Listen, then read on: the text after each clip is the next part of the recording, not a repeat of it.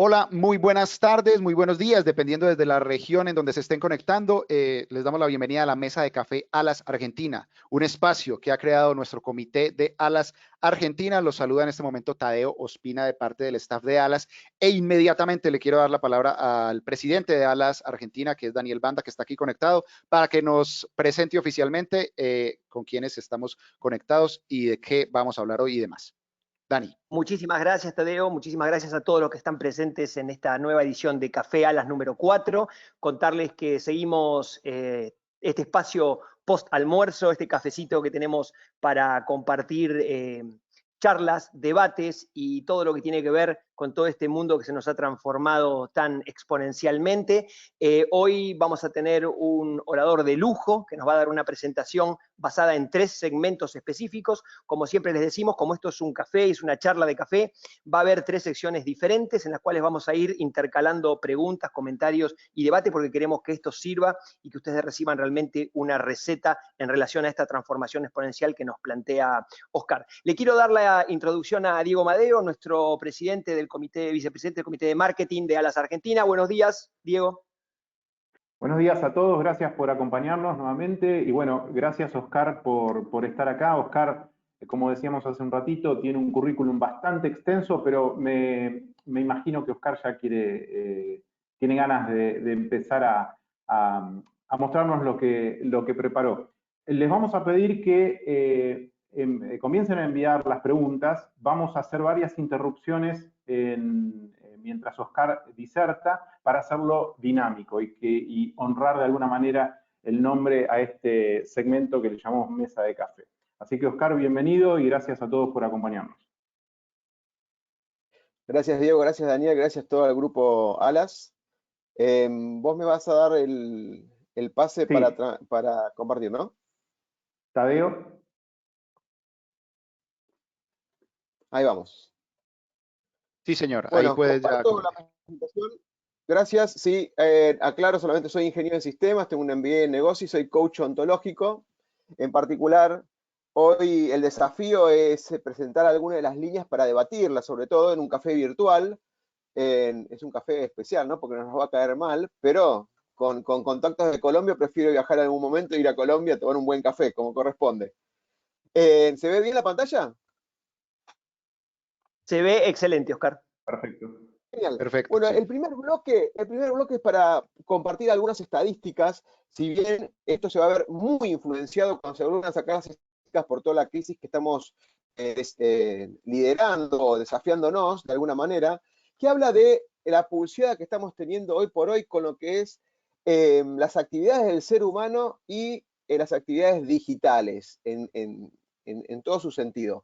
Si bien la industria de la seguridad, la industria de cualquiera de las industrias, pero absolutamente cualquiera de las industrias, fue, digamos, transformada por la aparición de las tecnologías. Y hay muchos conceptos que vamos a ir mechando, que espero que lo sepan comprender, porque voy a ir muy rápido y muy conciso para ir a las preguntas principalmente, porque esto es un debate en sí. Hay algunas estadísticas que son impactantes. Esta es una estadística de la World Economic Forum, ¿sí? Que partió del 2018-2019, donde hace una comparativa de algunas funciones que hace el ser humano, son, digamos, las tradicionales, ¿sí? Todo el tema de razonar, toma de decisiones, todo lo que es coordinar o manejar o a dar una asesoría. Fíjense, la primera columna es del 2018 y lo que apuntaría para el 2022, que es el año que dentro de 2 años, perdón, dentro de 2 años. Lo que quiero que signifique acá es que poco a poco la automatización, la digitalización o la transformación de algún proceso de negocio está creciendo. Y por esto hay muchas actividades del ser humano, sobre todo las que son repetitivas, redundantes y no requieren una especialización donde verdaderamente se exprima el cerebro y la diferenciación que tiene el ser humano como es su intuición, como es su creatividad y sobre todo lo que es la parte de la ética, que obviamente una máquina no la puede discernir, pero la ética y la moral son cosas propias del ser humano. Todas esas actividades, fíjense que pasan del 19 al 28, 19 al 29, cada 2, 3 años, cada 5 años aproximadamente cambia casi un 10% y en algunos casos un poquitito más.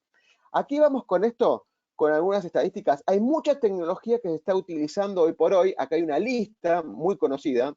por ahí ustedes la conocen como Big Data, el manejo de la información en volumetría y en cantidad y en velocidad que ocurre todo en todos los ámbitos digitales, todo el uso de aplicaciones de digitalización de procesos, Internet de las cosas que es muy asociado, pero muy asociado a lo que es seguridad, que son equipos como las cámaras, sensores y demás que se adaptan de manera inteligente y brindan un tipo de información. Quizás se traduciría estos tipos de cosas con inteligencia como sensores y accionadores, si lo podemos resumir. Pero en realidad construyen una red en paralelo para digitalizar o darle inteligencia a cosas inertes, como puede ser una puerta, como puede ser una cámara, como puede ser un sensor de temperatura, básicamente. Y así una seguidilla de otros elementos que esos fueron creciendo y adaptando. Si esa lista, de alguna manera, sus negocios no están adoptando alguna de esas tecnologías, es porque estamos complicados verdaderamente a cómo ese negocio se puede adaptar a los nuevos mercados. Si yo no estoy considerando, o de esta lista que después se la vamos a pasar completa, no estamos teniendo, investigando, haciendo algún proyecto vinculado con estas tecnologías, nos estamos alejando poco a poco del mercado. Con esta batalla entre el humano y la máquina, o este humano y la inteligencia artificial, tenemos una proyección que al 2025 muchas de las actividades, casi el 52%, estimado obviamente, va a ser automatizado. Entonces, ¿cuál es el rol del ser humano? Eso es un gran interrogante como para abrir el tema del café. Dejo acá picando las 10 tecnologías o 10 actividades nuevas que hace un par de años casi impensado, que eran toda la parte de analista de ciencia de datos. No son estadistas solamente, y no es business intelligence, esto es ciencia de datos. Todo se está construyendo alrededor de las fuentes de información o generación de datos, en lo que voy a explicar un poquito al final, si no da para debatirlo, porque esto va el último bloque de debate va a ser el concepto de abundancia digital sobre todo, donde va a quedar expuesto nuestro pensamiento en la década del 90 y el pensamiento que tenemos que tener ahora. Todo lo que es tecnologías de machine learning, que es inteligencia artificial, todo lo que son operaciones, gestión de operaciones en general, conceptos que cambian la predisposición y la forma en cómo las personas se tienen que relacionar con las personas también, y lo estamos viendo y viviendo hace 60 días, ¿sí? Ahora somos expertos, como dijo Daniel y Diego al principio, que somos expertos en algún tipo de mecanismo de telecomunicaciones.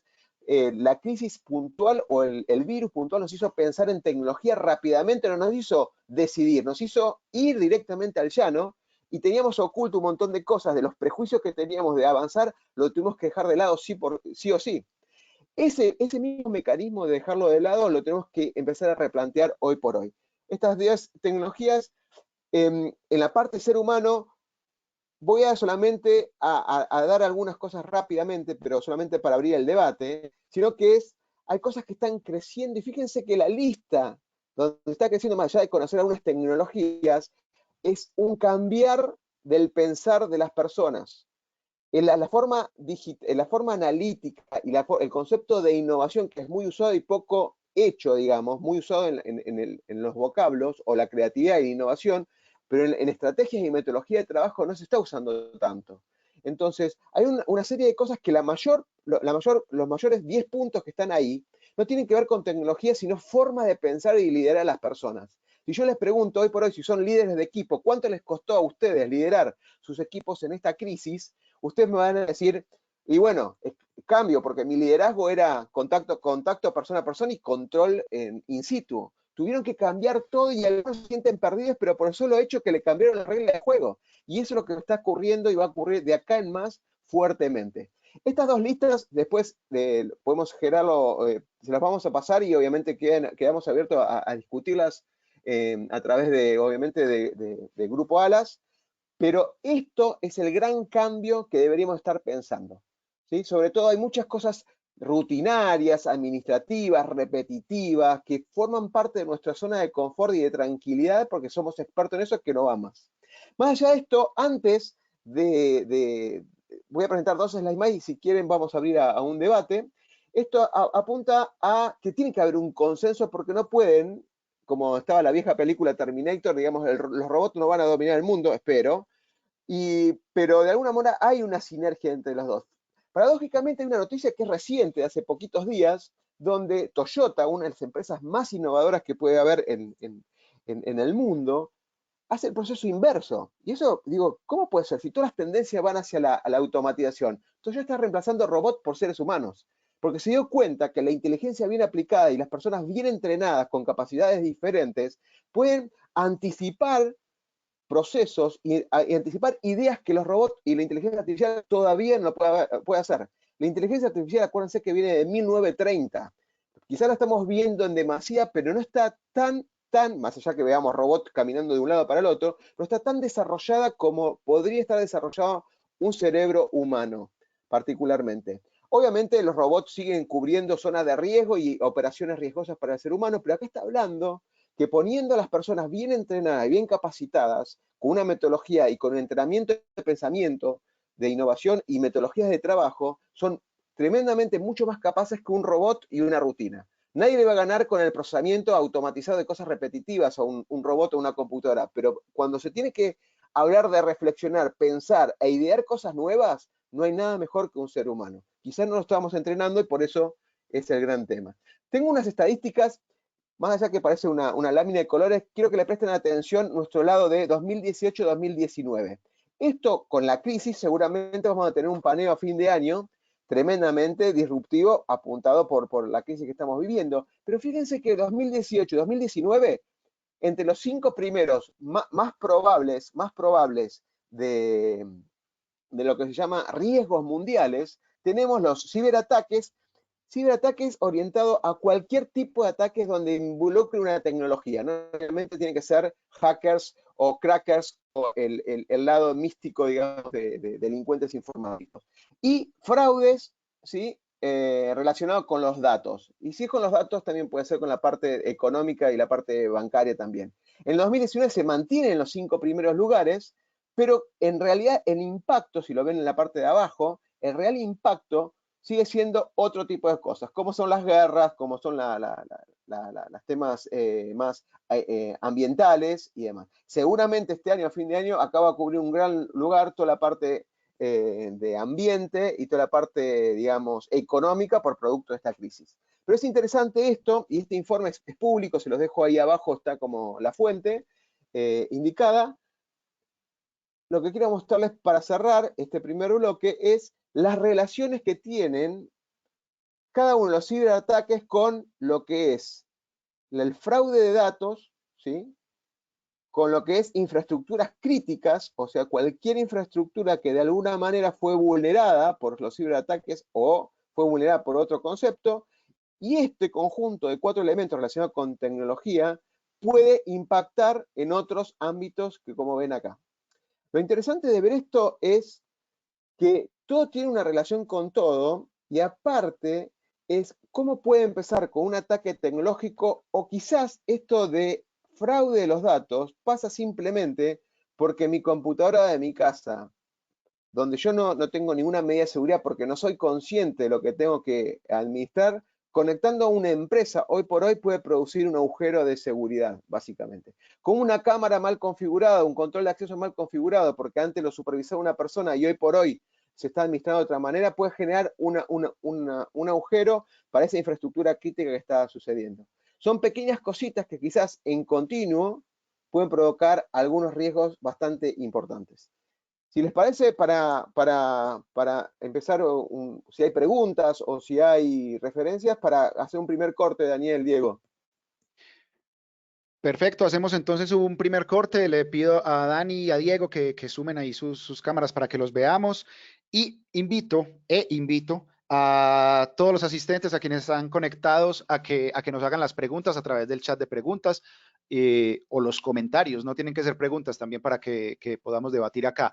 Por aquí nos llega algo, nos dicen, viendo el slide de growing y declining, me asusta cómo estamos educando gente, porque estamos enseñando a los jóvenes para todo lo que declina. ¿Cómo será viable el modelo, Oscar? Claramente, a ver, ahí también la parte educativa hoy impactó tremendamente porque estamos teniendo, digamos, nuestros hijos que están educándose a través de la misma teleconferencia que estamos teniendo ahora, ¿no? Y los profesores por ahí no estaban preparados para eso. Y en sí hay un montón de herramientas. hay un montón, no quiero decir marcas, pero hay un montón de herramientas gratis que tenemos para poder interactuar con los alumnos. Y hay muchas comunidades relacionadas con la educación que pueden brindar un montón de librerías ya armadas para ayudar al tema de la educación. Todo lo que sea programación, todo lo que sea la parte digital, yo, digamos, soy un abanderado para que se logre ese lado. Pero yo no quisiera que la gente apunte solamente a los desarrollos digitales y generemos lo que se llama albañiles digitales del futuro, porque no podemos descartar las carreras como ingeniería o como análisis o carreras de licenciatura, porque dan una formación tal que permiten pensar el mundo de una forma diferente. Entonces, si yo me aboco a solamente programar, por ejemplo, Python o algunas carreras muy específicas, ok, voy a tener trabajo y seguramente quizás gane mucho más que el padre de la familia, porque son posiciones donde se está pagando un montón, pero sigue siendo un oficio esa programación. Hoy por hoy están cobrando mucho. Dentro de un par de años esas cosas se van a estar cada vez más automatizadas. De hecho, antes había muchas personas en los data centers y hoy las 3, 4 marcas importantes del mundo están concentrando muchos servicios y lo hacen automáticamente. Entonces, ojo con lo que esté pasando al respecto. Y me inclinaría por muchos modelos de creatividad, de perfeccionar lo que es la innovación, las relaciones humanas, la mejora del medio ambiente. Todas son que aparentemente no construyen, pero realmente construyen. Porque montar una idea diferente en una línea de producción, en lo que es seguridad, en lo que son las ciencias duras, va a ayudar a darle una mirada diferente a ese negocio y posicionarlo en otros mercados, seguramente. Nos preguntan, pero ¿cuándo los programas de estudio se adecuarán a este nuevo mundo? Hablando un poco Bueno, de tiempos. Vamos a plantear algo y yo como profesor obviamente voy a debatir como un montón de veces debatir con otros profesores, ¿no? Esto es, una carrera corta, ¿sí? Que no sea una tecnicatura, que sea una licenciatura, tiene 4 años. ¿Cuánto cambia la tecnología en 4 años? Tremendamente, tremendamente. Pero, ¿qué pasa? La estructura todavía está formalmente armada donde un ente regulador de educación quiere de alguna manera validar esos estudios como base para darle un título que englobe ciertas capacidades dentro de esos 4 años. De esos 4 años, seguramente el 60-70% son obligatorios, como matemática, álgebra y demás, porque tiene que construir una base. Por ahí el chico dice, ¿para qué estoy aprendiendo matemática? Pero es esa forma de aprenderlo que va formando y sin que uno se dé cuenta sobre esa formación. El tema es, ¿podemos esperar 4 años esperando para ver qué es lo que va a pasar? Entonces, se están discutiendo y mucho, donde hay pequeñas certificaciones que complementan la carrera formal. Las pequeñas certificaciones que pueden durar 6 meses, 1 año, no es el todo, pero es un nicho que si llegamos a lo último y explico algo de transformación exponencial, es un nicho que se llama de innovación de borde. Es decir, yo tengo un concepto de formación, por ejemplo, licenciado en seguridad, y después tengo un nicho de lo que es innovación tecnológica. Entonces me especializo dentro del marco de seguridad e innovación tecnológica. Es la única forma hoy por hoy que tiene. Es un gran debate porque casi todas las capacitaciones que sirven al mercado, hoy por hoy no están pasando en carreras formales. Pero las universidades lo siguen dando. O sea, hay carreras como tecnicaturas que duran 1 año, que sí la pueden dar las universidades. Muchas de esas que tienen más, huelen más al mercado, digamos, censan más al mercado, vienen de cámaras industriales o vienen de cámaras profesionales, porque están más cerca de las necesidades. Te quería preguntar, se habla, y más en estos últimos meses, se habla mucho de la transformación digital de las empresas y la obligación casi que tienen las empresas en comenzar a transformarse, justamente. Pero poco se habla de la seguridad que tiene la transformación digital. Todo el mundo habla de eso, pero es como que la seguridad de esa transformación no se la menciona, o por lo menos se la pasa por alto. ¿Qué tan importante es esto y cómo lo tenemos que tener en cuenta dentro de una planificación dentro de cada empresa, ¿no? Miren, yo estuve 10 años, mi gran base es de seguridad de la información. ¿Sí? Me aparté un poco de seguridad de la información porque, digamos, me asocié con personas que le gustan mucho más eso. A mí me gusta mucho más lo que es el liderazgo y la innovación de las empresas porque va mucho más allá de la seguridad. Hoy por hoy están implementando sistemas, las empresas hoy están conectadas y no se les dio lugar a la seguridad. No se les dio lugar a la seguridad. Todo lo que sea datos personales y el cumplimiento, muchas de las empresas, excepto que sea un banco, una petrolera y las que están reguladas de alguna manera, el resto se conectó y reza por favor que no pase nada. Pero no hay este concepto de seguridad por más que nadie, a ver, desde un concepto básico donde yo regalo mis datos para entrar a una determinada aplicación porque me gusta esa aplicación, esa concepción piensa que eso no va a pasar nada. ¿Hasta qué pasa? O sea, ¿cuándo va a pasar? Cuando me sacan la cuenta, cuando me extorsionan por la cuenta, cuando me usan en el correo electrónico o a través de mi usuario digital, corrompieron algo de la empresa. Pero yo no fui, yo no hice nada. ¿Sí? Acá voy a decir algo que por ahí va a molestar mucho. Acá el idiota digital y el delincuente digital está tomado con el mismo peso, porque los dos, de alguna manera, generan un impacto en la empresa de igual manera. El que no es capacitado, daña esa información igual, y el que tiene la intención también. Lo que pasa es que como seres humanos, el malo es fácilmente visto y el tonto, por decirlo de esa manera, es perdonado. Pero eso es porque somos seres humanos. Pero a la lógica de la ley, los dos golpean fuertemente. Y voy a dejar algo porque no sé si vamos a llegar al final para decirlo, que es transformación digital no tiene que ver con tecnología principalmente, sino que tiene que ver con cambio cultural y cambio de liderazgo de las personas. La tecnología es un elemento que puede haber sido una rueda hace miles de millones de años, puede haber sido el fuego, pero hoy puede ser una computadora o puede ser un reconocimiento facial de biométrico. Importa eso. Lo que es un cambio cultural y cómo se relacionan las personas con eso. Oscar, Dani, Diego, les cuento que tenemos varias personas levantando la mano en nuestra mesa de café. Vamos a tratar de darles voz, por supuesto. Adriana Garabán nos dice, hablando de liderazgo, ¿qué no deberíamos estar haciendo los líderes de hoy? O sea, malas prácticas, digámoslo así. A ver, hay las malas prácticas. Bueno, todo lo que sea, voy a decir algo a ver si esto puede ayudar porque tengo que englobar muchas cosas en pocas palabras. Todo lo que sea ecosistema, ecosistema, saquémoslo. Esto de yo me posiciono, yo soy el mejor, yo hago esto, yo soy inteligente, yo lidero, yo, no. ¿Sí? El líder hoy por hoy es básicamente, y se repite en la historia, es la persona que conoce sobre el tema, transita el sistema y después muestra al demás equipo por dónde ir. Ese es un verdadero sistema. Si yo estudio y me lo guardo para mí y lo que hace mi gente lo para mí, no va. Por eso se pasa de un ecosistema a un ecosistema en el sentido de participativo. Ese ecosistema, hay muchas metodologías nuevas relacionadas con lo que es metodologías ágiles de colaboración y de trabajo en conjunto. Esa base de esas metodologías ágiles, Scrum, hay un montón, se basan en que todos tiran para el mismo lado.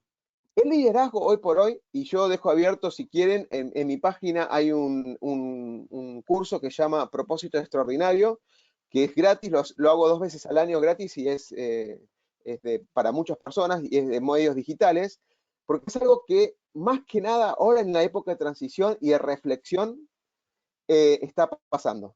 Las personas no tienen un propósito de vida. Las personas no tienen un propósito de vida y los grupos humanos no tienen un propósito de vida. El verdadero liderazgo pasa por eso.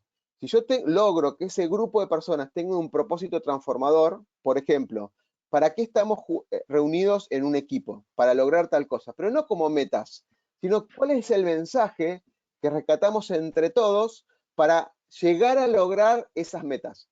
Es algo mucho más, es como el alma inspiradora de ese grupo. No estamos cumpliendo como robots, cumplimiento de dinero, cumplimiento de metas, y no estamos buscando la parte inspiracional. El 60% de las personas de los trabajos no quieren estar en el trabajo.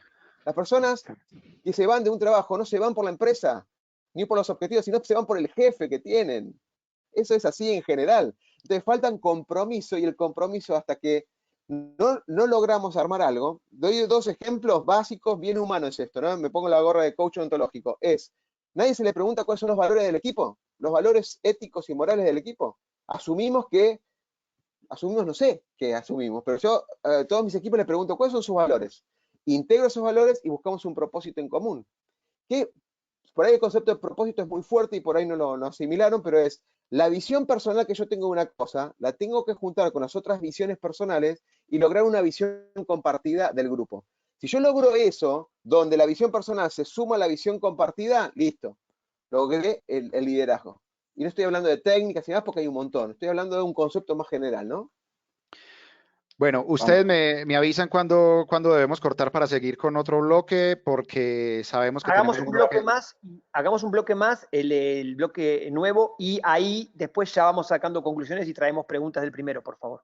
Dale, voy a leer comentarios que no son preguntas y que podemos hacerlos para que cerremos esta parte. Héctor Miguel nos dice que hay varias cosas, que el coaching ontológico, que recién lo mencionó Oscar, es lo nuevo. Por aquí, esta sí es una pregunta. Bueno, Faustino Costa nos dice, fundamental las matemáticas, ahorita que estabas hablando de todo el tema educación. Oscar, por aquí Walter Darío Liali nos hace un apunte en lo que decías del tonto, entre comillas. Lo más peligroso es un tonto con inquietudes, piensa y alguien les hace creer. Nos dice por acá. Y bueno, el resto sí son preguntas que tal vez podamos hacer en otro bloque porque no queremos que se quede nada por fuera. Oscar, te dejo entonces seguir con otro bloque de magistral. Ok, genial. Bueno, yo voy a resumir, ahí si ahondamos con algunas preguntas, hay un modelo que se llama la 6D, ¿sí? Porque son 6 instancias que empiezan con la palabra, con la letra D. Esto es algo que disparó Diego, y lo quiero recalcar, que es la transformación digital no es sobre tecnología, es sobre una estrategia de cambio cultural, un liderazgo disruptivo y pensar diferente. Nosotros no podemos salir de una situación como la estamos viviendo pensando de la misma manera que originó esta situación. Es un pensamiento de Einstein, lo comparto, o por lo menos se lo atribuyen a Einstein, y es lo mismo. Yo insisto a hacer lo mismo de la misma manera pensando que voy a lograr resultados diferentes. Y hoy por hoy es un sopapo a la realidad que nos está dando esta crisis. Tenemos que pensar de manera diferente. El tema es que cuando nos preguntamos qué tenemos que hacer, no lo sabemos. Entonces yo le voy a plantear lo que es el modelo que se basa en una transformación. Esta transformación apunta balanceadamente a algunos de estos términos. Mejorar la eficiencia de una compañía o un proceso, mejorar la agilidad, o sea, la rapidez, los tiempos, mejorar la experiencia del cliente, si es cliente-proveedor, una relación entre las personas, y sobre todo, en una gran parte, que es casi un 22%, mejorar la seguridad y mitigar el riesgo, por lo que dijo Diego en su momento. La seguridad y el riesgo parece que no, pero debería ser parte fundamental de cada uno de los procesos, y a veces lo dejamos al final, y a veces, porque no hay tiempo para salir en tiempo y forma, lo descartamos. Y después ocurre lo que ocurre, ¿no? Entonces, este modelo lo voy a explicar rápidamente, y si podemos, ahondamos en cada una de las etapas, porque son interesantes cada una de las etapas lo que ocurre. El primer elemento, el primer paso es la digitalización. ¿Qué es la digitalización? Es transformar algo físico en digital. ¿Y ahí qué ocurre, por ejemplo? Hay un montón de elementos, ¿sí? Como cámaras, como filmadoras, yo doy un ejemplo visual para que sea el uso que le damos al celular. ¿Cuántas cosas físicas se transformaron digitalmente? ¿Cuántas cosas que de alguna manera eran físicos, ¿sí? Por ejemplo, quizás el auto, el auto no lo puedo reemplazar para los desplazamientos, obviamente, pero sí transformo todo lo que ocurre en el auto con datos digitales. Como un avión tampoco puedo reemplazarlo por lo que me da el transporte aéreo, pero todo lo que ocurre en un avión lo puedo transformar en forma digital. Cuando yo lo tengo en un formato digital, yo puedo utilizarlo y reutilizarlo de diferentes maneras. Casos como Uber, que ustedes lo tienen perfectamente claro, transformó todo lo que era un nuevo modelo de negocios, donde no tenía obviamente sus autos, pero tampoco tenía una empresa para la contratación de transporte, pero montó sobre esos aspectos físicos toda una planimetría, un modelo nuevo de negocio donde productores y consumidores de alguna manera se integraban. Generó un negocio nuevo donde no había un negocio, básicamente. Y uno cuando lo dice, ¿qué hay? ¿Hay alguna tecnología innovadora en Uber? No, porque es parar con una tarjeta, tener contacto con una especie de red social y tuvo un ranking de puntos y demás. Cuando lo cuento así me decís, pero Oscar, ¿estás tirando para abajo? No, grandioso en darse cuenta, donde montar un negocio donde no había antes un negocio. Ahora usamos ya Uber como un verbo ya parte del diccionario, uberizar algo. Lo mismo que Netflix y Blockbuster. Netflix cuando le vende la solución a Blockbuster le dice, pero pará, ¿qué estamos haciendo acá? Y lo voy a dejar picando cuando llegamos a dematerialización, porque eso tiene un impacto importante. Entonces, el primer paso es la digitalización. Y en este punto, lo tradicional del ser humano es crecer en forma lineal, ¿ven? Entonces, todas las actividades que hacemos de proceso, por más que le pongamos toda la inteligencia, los expertos y demás, es crecer en forma lineal. Y el crecimiento exponencial, que este gráfico lo habrán visto, por lo menos esta primera parte, en todo el reporte negativo que estuvimos recibiendo, lo que es la crisis y el COVID, pero este crecimiento exponencial, de alguna manera, al principio es menor de lo que es el pensamiento tradicional. Por eso ocurre este momento de decepción. Este momento de decepción, uno está poniendo fichas o poniendo energía para hacer algo diferente y los resultados a corto plazo son peores que seguir haciendo lo que veníamos haciendo antes. Eso siempre ocurre con estos procesos. Entonces, ahí hay un montón de interrogantes cuando uno no sigue, no continúa con un plan bien armado, donde dice, ¿y para qué hice esto? Me metí en nuevas tecnologías o con liderazgo de nuevos equipos o nuevas metodologías de trabajo y está ocurriendo todo lo contrario de lo que esperaba. Y este es un momento clave. Este es el momento donde el liderazgo de los equipos y demás, y los liderazgos de los planes, con metodologías mucho más adecuadas a este tipo de proyectos, es donde hace la diferencia. Cuando logramos esa diferencia acá y pasamos, llegamos al momento de la disrupción. El momento de la disrupción ocurre donde ya es el momento de cruce, donde lo que venía haciendo y como ver los cambios, la metodología exponencial, empiezan con un cero. A partir de ahí, todo crece en forma exponencial. ¿Qué me refiero a esto? Si lo tradicional es incrementarse de a 1, esto se multiplica por 2 cada paso, por 10 cada paso. Es decir, paso como figura ahí en pantalla, paso de 4 a 8, 16, 32, 64, 128, 256. Nuestra cabeza humana no está preparada para pensar exponencial. No lo puede pensar exponencial. No lo puede pensar si no es un especialista en ciencia de datos o maneja los números de esa manera. La capacidad humana tradicional lo que puede pensar es corta una brecha de tiempo y hace un análisis lineal, porque no lo puede pensar en forma exponencial. Por eso hay que estar entrenado para estas cosas. En el momento de la disrupción es pensar, ¿cómo muevo? Si yo, por ejemplo, tengo un equipo de logística, a ver, o un equipo que manejo seguridad física, ¿sí? ¿Cuál es mi pensamiento? Más seguridad, más personas. Si yo soy un experto en cámaras de seguridad y demás, ¿qué hago para cubrir más zona? Más cámaras, tengo más seguridad, porque es el pensamiento lineal. Ahora, ¿a quién se le ocurrió por primera vez decir, no, no puedo poner más personas, sea por costo, sea por lo que fuera?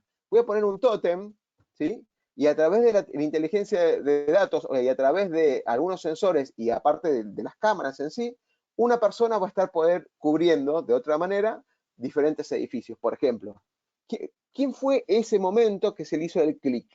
Ese es lo que disrumpió.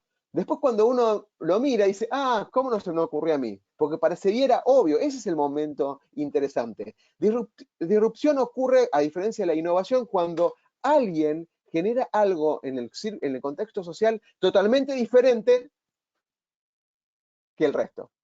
Cuando pasamos de la estancia 3 a la dematerialización, significa exactamente todo lo material, todo lo físico se transformó a digital. ¿Cuál es la diferencia enorme que tuvo Blockbuster con Netflix? Netflix le ofreció un servicio a Blockbuster que era unos servicios de videos digitales. Pero para crear una sucursal nueva o expandirse y ganar más dinero Blockbuster, ¿qué tenía que hacer? Tenía que copiar más títulos, tenía que tener una oficina física, tenía que tener más empleados para distribuir todo esto y así sucesivamente. Para crear una sucursal tenía que poner una sucursal, crear miles de cantidades de títulos nuevos todo el tiempo por cosas nuevas que ocurrían. ¿Qué hizo Netflix? Netflix digitalizó todo y montó el negocio en un comienzo, que obviamente al principio ocurrió el paso 1 y 2. Pero cuando empezó a ocurrir donde la gente empezó a adoptar, con toda la tecnología y los avances, lo que son las películas y la llegada digital y empezar a elegirlo, empezó a trabajar de una manera donde ya no estaban las películas físicas, no había DVD, no había VHS, no había absolutamente nada de eso, y manejó todo lo que fuera una base de conocimiento. Pero su negocio no terminó ahí. Lo interesante de eso no solamente es digitalizarlo, sino que creció con la demonetización. ¿Qué es esto? Esta parte. Es el agregado de un cliente más o de una instancia más de esa solución es casi ínfimo, porque ya el desarrollo yo lo hice antes. Entonces, agregar un cliente más, o en este caso, una especie de sucursal más, como podría ser un país entero, no le agrega tanta diferencia en costos, sino que es proporcional a la cantidad de personas que entran. En cambio, si yo tengo que montar un negocio como el de Blockbuster de cero, tengo que pagar un lugar, un edificio, un montón de películas, que es un costo enorme, que quizás me hace imposible seguir expandiéndome. Entonces, este salto de la desmaterialización apunta a eso. Una vez que ya está desmaterializado, está digital, ya el costo de agregar más, eso es un pensamiento que no es fácil o sea, lo tengo que explicar de otra manera si llegamos a lo que es transformación exponencial. Que esto es elastizar, digamos, el crecimiento de los clientes y de mi infraestructura y demás. Lo que pasa después puede estar al alcance de todo el mundo. Esto de democratización es cuando yo de alguna manera puedo armar el modelo de negocio donde cualquiera que se pueda agregar le sirva y empiece a interactuar entre partes, yo en la democratización puedo llegar a alcanzar a cualquier persona de los 7.000 millones de personas que somos en el mundo. Entonces, acá que apunta, por ejemplo, le voy a dar un ejemplo. Cuando hablamos de educación hace un ratito, ¿cuántas personas pueden estar en un curso de físico que teníamos en una universidad? ¿25 personas como mucho? Ok, 25 personas cursando durante el año. ¿Cuántas personas en el mundo hay que no pueden llegar sea pago o sea estatal, eso es indistinto, a tener cursos de esas características? Hoy por hoy, con el celular y con algunas aplicaciones puedo darle educación a cualquier persona en cualquier parte del mundo. ¿Cómo me repago eso? Lo que fuera. Habrá entidades que paguen a los profesores, habrá entidades que pagarán a la plataforma. Pero puedo lograr que cualquier persona a través de un celular y una aplicación de las que conocidas que hay en el mercado, pueda yo llegar a unir esas personas con la educación. Algo que era impensado hace 10 años atrás, básicamente. Con esto, para dar un cierre, nomás, no sé si quieren abrir el juego para debatir un poco este tema. Perfecto, Claro, les Tadeo, pedimos entonces a los debes tener un montón asistentes de que si tienen preguntas. preguntas las hagan, por supuesto. Les recordamos que esto es una mesa de café, aquí todos podemos conversar, levantar la mano. No sé si Diego y Dani quieren decir algo antes de o paso directamente a las preguntas de los asistentes. Por mi lado dejaría las preguntas porque debes tener un montón. Perfecto. Faustino Costa nos dice, ¿cómo harías para que un técnico en alarmas se reconvierta a un área ambiental? Buena pregunta. Interesante, ¿no? Qué interesante. Lo primero cuando te escucho me hizo acordar cuando yo como ingeniero de sistemas bien técnico digo, ¿por qué elegí una carrera de negocios? Y yo dije, porque no conozco la parte de negocios. Sabía de sistemas, pero no sabía la parte de negocios. Y cuando entendí la parte de negocios y la parte de sistema, dije, pero acá falta algo para entender cómo se manejan las relaciones humanas, porque por más que sepa uno y otro, me faltaba algo más. Y ahí empecé a estudiar coaching ontológico y psicología en pequeños temas. Ahora, la parte de reconvertirse, de vuelta, esto reconvertirse, yo le preguntaría, ¿tiene un propósito? ¿Cuál es el propósito de su vida? ¿Qué es lo que quiere lograr? ¿Qué es lo que quiere lograr él? Porque pasar de algo técnico que dependiente de un elemento físico y especialista en algo técnico, pasar a la parte ambiental, ¿sí? ¿Por qué no combinar? Primero yo necesito, antes de contestarle eso, tendría que preguntarle qué es lo que le gustaría hacer a él. Hay un ejercicio muy práctico que si quieren después se lo comparto también, que se llama Ikigai, ¿sí? Ikigai que básicamente combina lo que uno ama hacer o lo que le apasiona, lo que sabe hacer, lo que sale como natural. A mí me sale natural, por ejemplo, dibujar, ¿sí? O dar clases, que también me apasiona. Segundo, ¿por qué te pagarían? O sea, ¿cuáles son tus habilidades y tus conocimientos por los cuales te pagarían? Y cuarto, ¿qué es lo que necesita el mundo de vos? Esas 4 cosas es un concepto que viene de una isla de las personas más longevas del mundo, en una isla japonesa, se llama Ikigai. Combinando y haciendo la intersección de esos 4 elementos, se logra descubrir el propósito de nuestras vidas. Cuando me preguntan algo duro y de las cámaras a ir a algo sustentable, asumiendo que las 2 cosas le interesan y es su propósito de vida, asumiendo eso, ¿por qué no hacer algo que me combine sensores en edificios inteligentes, sensores en un barrio y demás que me permitan mejorar la sustentabilidad o el medio ambiente de ese barrio, por ejemplo, o algún tipo de solución en ese sentido? Oscarcito, nos vas a dejar clavado hoy un puñal que no teníamos clavado, que era, simplemente estábamos sobreviviendo esta crisis, pasándola para volver desesperadamente a donde estábamos antes, que es lo que en general estamos mal haciendo, porque estamos todo el tiempo preguntando cuándo volvemos a lo que había antes. Pero lo que había antes parece ser que debería cambiar, ¿cierto? Y nos has clavado este puñal en el cual empezamos con unos replanteos, así que te vamos a pedir que te quedes a la mano, que nos dejes tu teléfono, que nos dejes tu email, porque nos van a surgir muchas preguntitas en estos días después del planteo sobre cuál es nuestra meta en la vida. Cuando Faustino dice muy bien, convertimos a este técnico, que es ahí meticulosamente técnico, en un tipo que ahora es ambiental y está como convertido en energía. Pero él quiere esto. Entonces esa pregunta que vos decís es esencial para mí. Es, cuando uno ama lo que hace, esa cosa que lo hace es su meta, es su fin. Pero cuando no la hace, viene la pregunta de ¿por qué me van a pagar? Y ahí es donde uno tiene que usar su cuenta matemática. Perdón, quería ir por eso. Y me preguntaba en el caso de Netflix, que lo pegué por el panel de preguntas, que Netflix tuvo una época, digamos, de resolución pésima de video, que nadie lo quería, a cuando pasó a ser HD, o bueno, ahora 4K. Entonces ahí ya se puso en igualdad de condiciones y ahí se desprendió de la logística, que vos lo dijiste, ¿cómo se llama? Es de materializarse. Excelente. Este gráfico, de mi punto de vista, Diego, no sé vos, es excelente. Bueno, Sí, sí. ahora, ¿quieren que le dé un pensamiento lateral sobre Netflix? Que lo tengo bastante estudiado, pero lo voy a explicar en términos simples. Más allá de la dematerialización de llevar las películas físicas a digitales y ser compartidas por el mundo, su negocio ya dejó de ser las películas.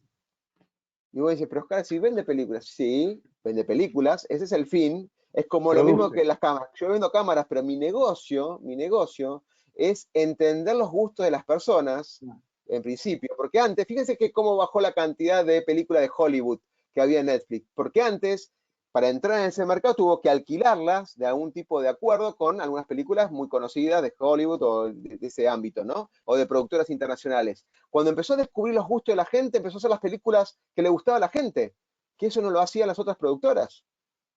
Entonces empezó a entender los gustos de la gente. Desafíos concretos como que Disney le saque los contenidos, por ejemplo, ¿no? Son desafíos concretos que le pegan. Correcto.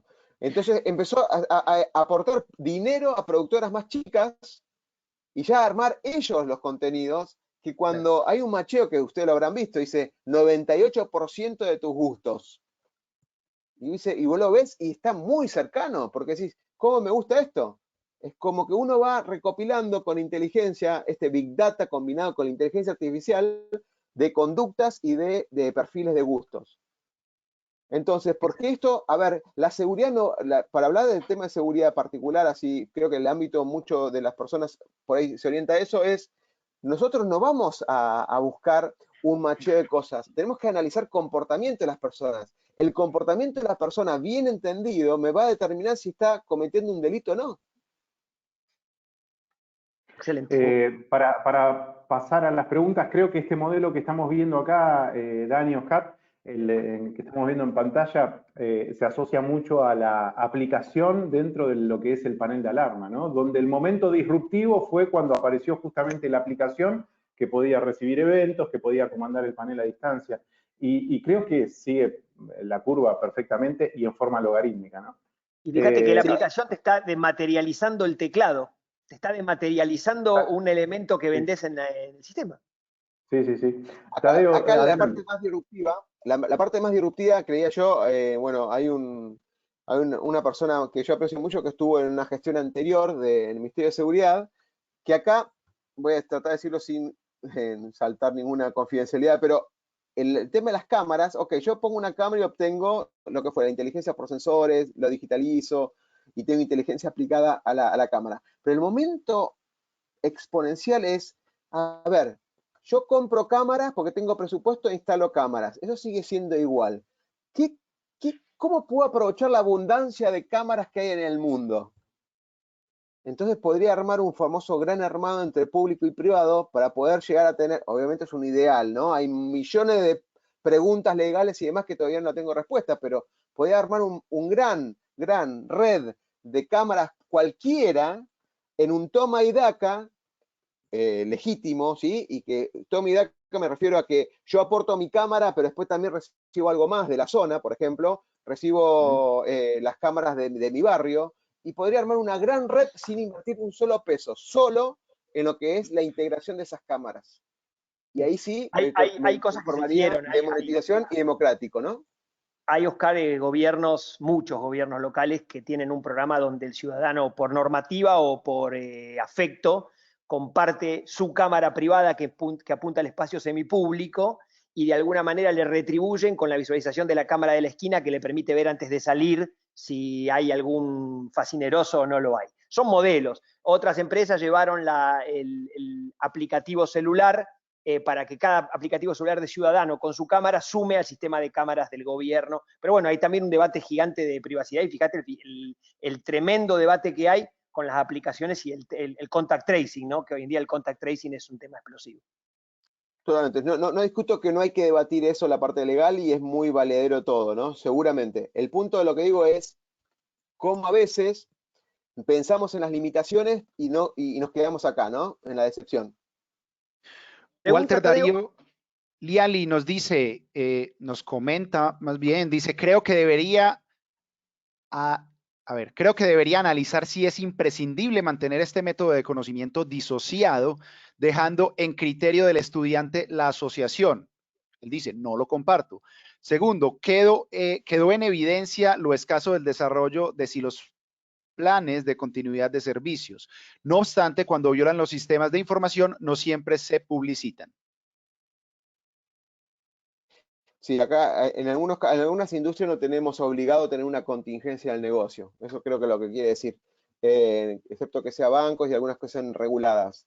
Entonces, al no estar obligados a tener una contingencia de negocio, pasa lo que habrá sucedido, ¿no? En un momento dado, todo el mundo pedía laptops, todo el mundo pedía una VPN y todo pedía una conexión. Sí, tenía una VPN, pero era para 30 personas de 1.500, que es mi empresa. Y cuando las 1.500 se querían conectar, no daba abasto, porque también la infraestructura, no lo piensan con el concepto de activos elásticos, que es uno de los elementos de la ExoCanva, que es, si yo invierto en mi data center, eso no lo puedo hacer creer. Hoy es nefasto pensar un concepto así, excepto que sea casos bancos y temas de datos personales y toda la parte de privacidad y demás, pero uno piensa en trasladar todo eso a la nube, porque si yo quiero un poco más, pago por ese poco más. Entonces no existe hoy por hoy pensar algo de donde compraba el servidor y lo instalaba en mi empresa, salvo que sea un emprendimiento muy chiquito, pero los costos que hay hoy por hoy, conviene mucho más seguir haciendo un espacio chiquito en la nube que tenerlo on-premises, como se le dice, o en sitio, ¿no? Oscar, discúlpame, dale. Hoy pensaba qué hubiera sido de una crisis igual a esta, una pandemia COVID, en 1995. La economía hubiera sido afectada 1000% más, porque ninguno de nosotros hubiera podido haber hecho el trabajo remotamente, ese 35% que siguió funcionando, 40%. Nadie lo podía haber hecho, o sea, de alguna manera creo que si bien dura, llegó en un momento en el que nos encontró, digo, no 100%, pero medianamente bien armado. Obviamente las VPN explotaron, claro, lógicamente. Los bancos, que nosotros le vendemos software a los bancos, bajaron su criterio de seguridad para que el operador de alarma de un banco pueda operar de la casa, porque era más grave el riesgo, digamos, grande del problema de la intrusión a el agujerito informático que se producía porque no entrara por VPN de la casa. Sí, totalmente. Igualmente el ser humano, a ver, en el 95 no teníamos celulares, no teníamos una internet bastante, ni siquiera estábamos entrando en la web 1.0, así que la explosión fue en el año 2000. Así que lo único que teníamos ahí era teléfono. Así que los aspectos colaborativos hubieran sido videoconferencias hasta ahí, porque tampoco estaba muy explotada la videoconferencia, pero no videoconferencia, las conferencias por teléfono, porque tampoco había videoconferencias en el concepto que lo vemos ahora, más allá de lo que es, lo que es una plataforma de teleconferencia. Así que hubiéramos trabajado por ahí más lento, no tanto visual, pero con el teléfono y alguna computadora con algo por el estilo. Pero creo que el tema es el concepto cultural de contingencia y de análisis de riesgo, por ejemplo, en los casos que vos nombraste, Daniel, porque no está ese concepto de un análisis de riesgo y cuál es mi contingencia. Mi contingencia, no hago nada. No es su contingencia, eso no haberlo pensado. Marcos Ramírez nos dice, ¿cómo lograríamos realizar alianzas estratégicas con empresas que dispongan mayor o menor nivel de desarrollo tecnológico para poder construir estrategias conjuntas? Creo que va un poco de lo que decías de la integración de las cámaras. Sí, hay un concepto que se llama Staff on Demand y viene muy a eso. Voy a explicar 2 segundos mi observación al respecto. Yo seguramente en mi equipo no tengo al Messi. Al Messi que quisiera tener. No lo tengo. Tengo a alguien en el medio, no quiero nombrar a ninguno para no entrar en conflicto con los cuadros, porque es una charla de café y cuando hablamos de religión, política y fútbol, siempre se termina la charla y me la van a cortar, si no. Pero no tenemos a nuestro Messi, no lo tenemos a nuestro Messi. Entonces, al no tener a nuestro Messi, tendríamos que armar algo, por eso las alianzas estratégicas, de pedirle prestado en algunas situaciones al Messi. ¿Cuándo lo necesito? Yo le hago el aguante con la defensa, voy avanzando en el medio campo, pero cuando tiro la pelota para adelante quiero un Messi. Que toque la pelota, en vez de 40 horas a la semana, 2 horas. Esas 2 horas, ese Messi es tremendo, porque toca la pelota y mete gol. Entonces, las alianzas estratégicas son para eso.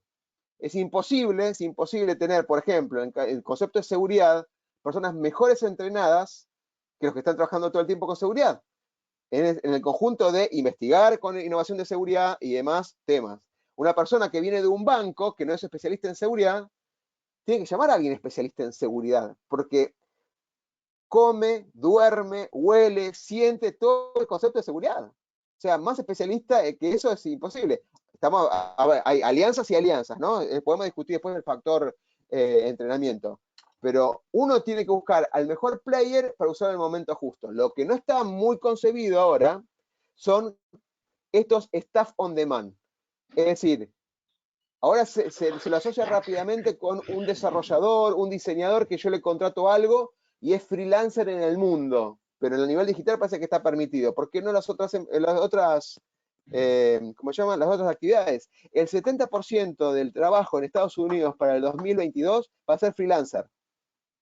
Es decir, así como estamos ahora, iba a haber autónomos o monotributistas y saquemos de lado todo lo que está pasando con ese ámbito, digamos, en Argentina, pero van a ser freelancer, donde va a estar como en algunas plataformas como Gurú, como freelancer, como plataformas de trabajo, van a ofrecer sus servicios y van a trabajar en ese sentido. Las alianzas para mí hay que ponerlas para buscar ese Messi que necesito en los momentos indicados. Bueno, chicos, tenemos muchas personas levantando la mano aquí en la mesa de café. Ustedes me avisan cuando seguimos con el otro bloque o si seguimos aquí con la participación, que es bien importante. Víctor Gaspar nos dice, la democratización sería recuperación de la inversión inicial y posicionamiento. No.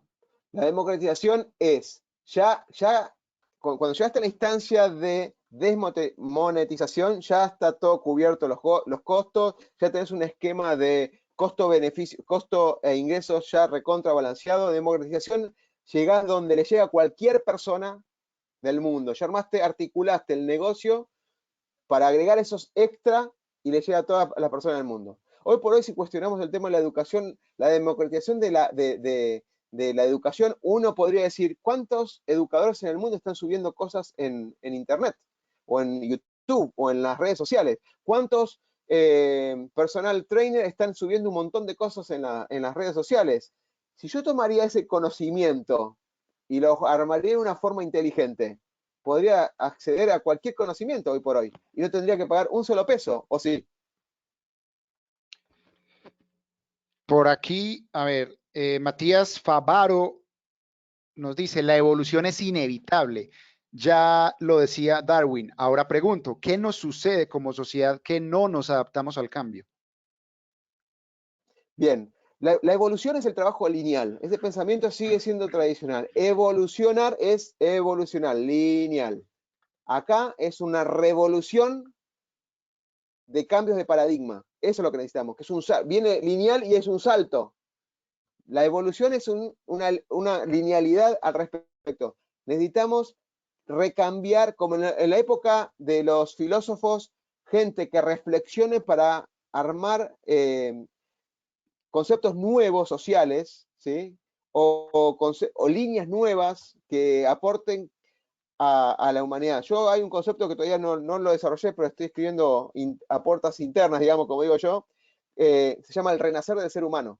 Esto va a ocurrir en estos 60 y pico de días que estamos encerrados, hay un renacer del ser humano.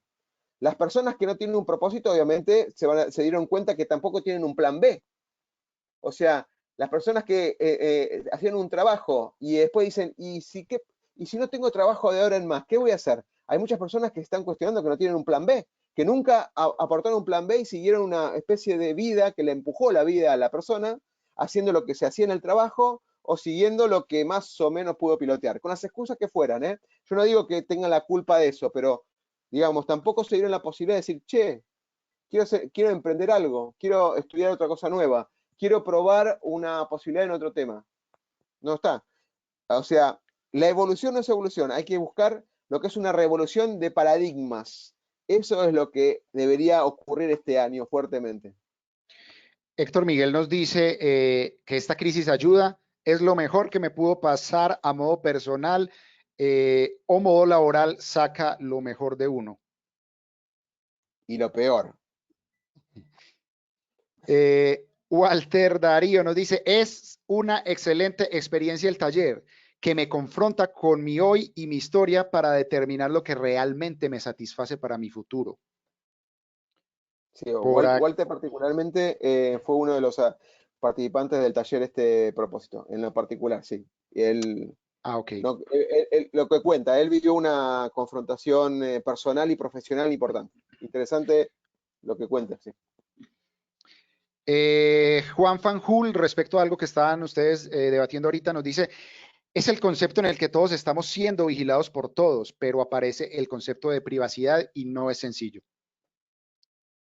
No, no es sencillo, hay un montón de reglas, por ejemplo, en Europa fuertemente, justo creo que en unas semanas habíamos hecho un debate con una persona que ya, un experto en esto que se llama Pablo Huerta, que trabaja en una empresa que estudia todo el tema de compliance y demás. Hay regulaciones que están regulando esto. Acuérdense que en Internet es neutral, ¿no? Acá puede haber una película porno o un video educativo, tiene el mismo lugar en la red. O sea, no hay una restricción por uno o por otro. La restricción lo hace el punto terminal que lo consume, pero en la red no tiene privilegios más o menos.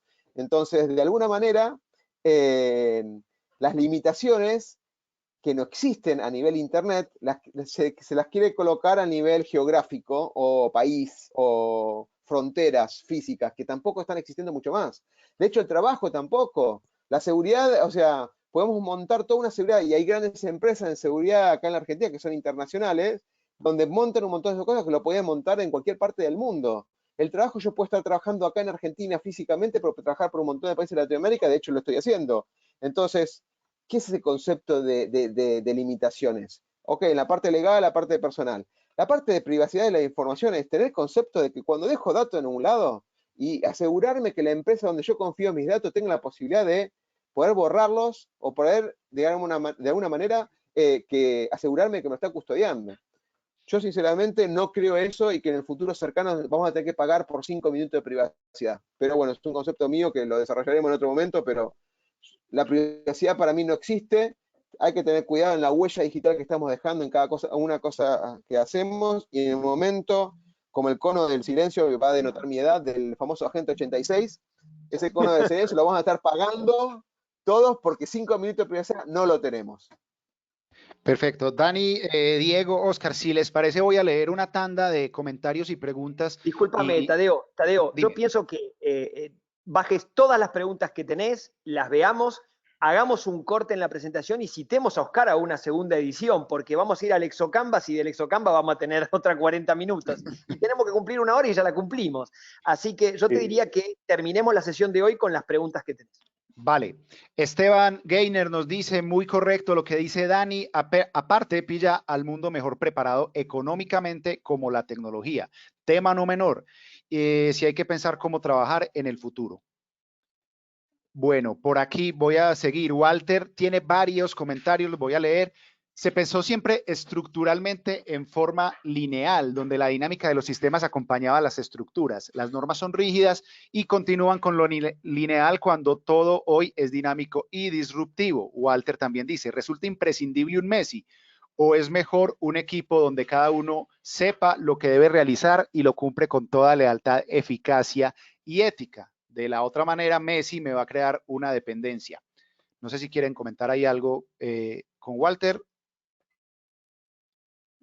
Totalmente de acuerdo, sí, mejor un equipo donde trabaje en sinergias, totalmente de acuerdo. Yo lo digo por el caso puntual que me falte un eslabón. Claro. Si se trabaja en equipo, totalmente, estoy totalmente de acuerdo con lo que dijo Walter. Sí. Hace 4 mundiales que nos quejamos de lo mismo. ¿Ves que no quiero tocar? Tiene un Messi porque era fácil el ejemplo, pero no quise tocar el tema de fútbol. Bueno, yo que no soy argentino, sí les puedo decir que les hace falta más equipo y no depender solamente de Messi.